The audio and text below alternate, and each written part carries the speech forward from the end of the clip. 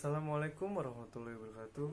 Perkenalkan, nama saya Nova Hidayatullah dengan NPM 2019 10415248. Di sini saya akan menjelaskan 4 konsep psikologi komunikasi, yang diantaranya ada psikoanalisis, ada behaviorisme, yang ketiga ada kognitif, yang keempat ada humanistik. Yang pertama saya akan menjelaskan dulu apa itu psikoanalisis. Teori psikoanalisis merupakan teori yang berusaha untuk menjelaskan tentang hakikat dan perkembangan manusia. Unsur-unsur yang diutamakan dalam teori ini adalah motivasi, emosi, dan aspek-aspek internal lainnya. Teori ini mengasumsikan bahwa kepribadian berkembang ketika terjadi konflik-konflik dari aspek-aspek psikologis tertentu, yang pada umumnya terjadi biasanya pada anak-anak atau usia dini. Salah satu contohnya yaitu ketika adik sepupu saya mulai merasa lapar, maka dia akan bertindak dan berpikir bagaimana agar rasa lapar itu hilang, yaitu dengan membeli makanan di luar atau jajan di luar. Hal ini termasuk ke dalam psikoanalisis ego yang terbentuk agar seseorang dapat menyesuaikan diri dengan realita. Yang selanjutnya ada behaviorisme. Teori ini adalah teori yang mempelajari perilaku manusia. Dan kata lain, teori behaviorisme merupakan salah satu aliran psikologi yang meyakini bahwa untuk mengkaji perilaku individu itu harus dilakukan terhadap setiap aktivitas individu yang diamati, bukan peristiwa hipotesisnya yang terjadi dalam individu itu. Lebih singkatnya, teori ini menjelaskan tingkah laku manusia melalui rangsangan stimulus dan respon. Teori ini mengasumsikan bahwa tingkah laku sepenuhnya ditentukan oleh aturan, bisa diprediksikan, dan juga bisa ditentukan. Ada contoh kasusnya yaitu seorang anak yang tinggal di lingkungan keluarga yang memiliki sistem otoriter dalam mengatur keluarganya, memberikan dampak negatif untuk sang anak dan memberikan beban serta tekanan pada si anak. Dan pada suatu hari si anak pergi untuk bermain bersama teman-teman seusianya, teman-teman sebayanya gitu, dan ditawarkan hal-hal yang sangat baru bagi mereka, yaitu rokok dan minuman alkohol. Dan demikian mereka merasa terbebas dari beban dan tekanan orang tua. Itu yang memicu dampak negatif karena sistem kekeluargaan yang otoriter. Jadi anaknya bersikap seperti itu di luar, mencari ketenangan yang tidak seharusnya dilakukan. Dan selanjutnya ada teori kognitif. Konsep psikologi kognitif adalah cabang ilmu psikologi yang mempelajari proses mental seseorang seperti perhatian, penggunaan bahasa, daya ingat, persepsi, pemecahan masalah, kreativitas, dan juga pola berpikir. Teori ini adalah teori yang mengatakan bahwa belajar merupakan suatu proses perubahan persepsi dan pemahaman yang dapat diukur, dilihat, dan diamati. Teori ini lebih berorientasi pada studi bagaimana siswa belajar dan berpikir. Teori ini memiliki fokus pada pertanyaan terkait perkembangan individu. Contohnya, bagi para guru yang terpenting adalah bagaimana dapat mempengaruhi perkembangan berpikir murid, dan bagaimana guru dapat menyesuaikan pengajaran dengan tingkat perkembangan kognitif sang murid. Selanjutnya ada teori humanisme.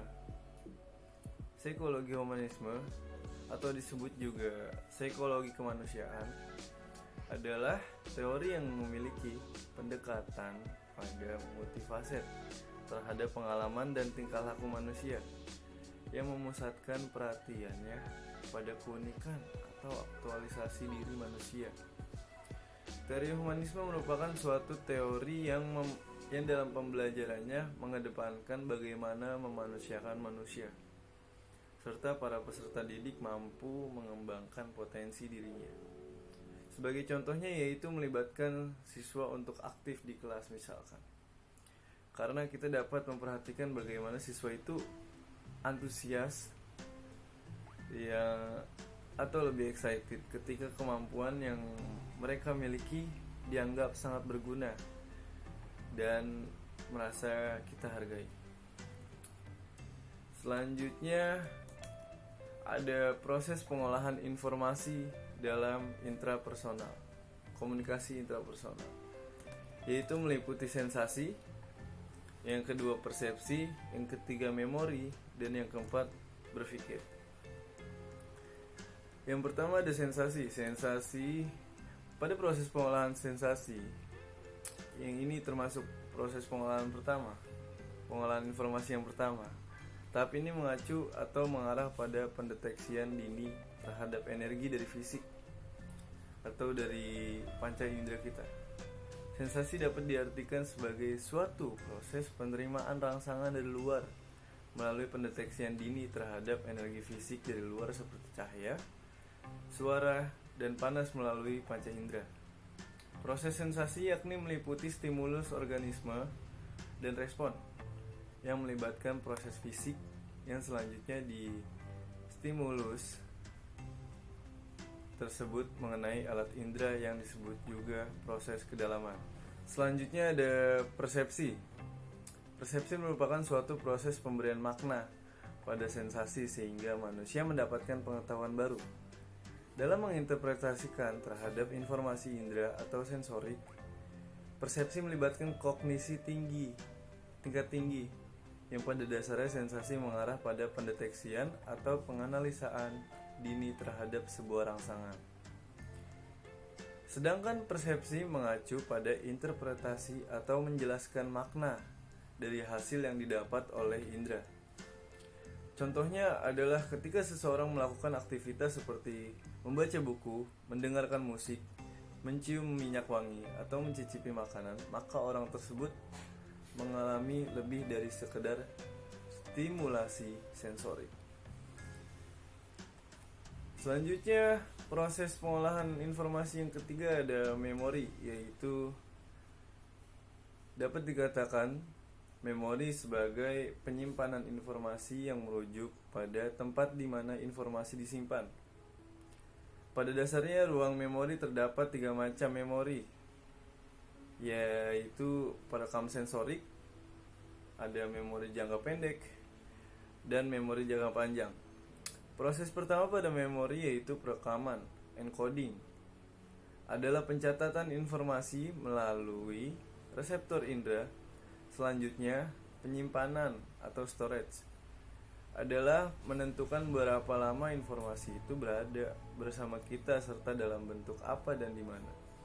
Dan pada proses memori yang terakhir adalah pemanggilan atau retrieval, yaitu mengingat atau menggunakan kembali informasi yang sudah disimpan. Selanjutnya ada berpikir.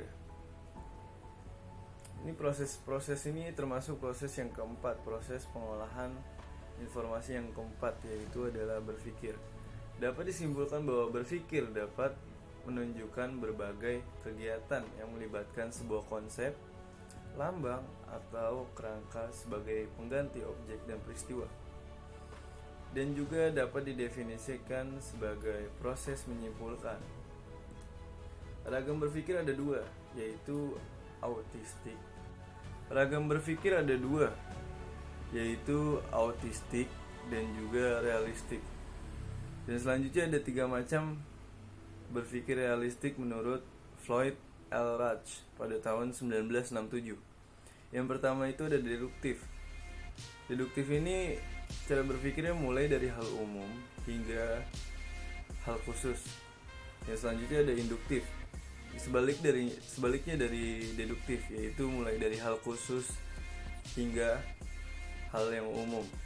Yang selanjutnya itu ada macam berpikir evaluatif. cara berpikir ini yaitu cara berpikir yang sangat kritis dalam memikirkan sesuatu.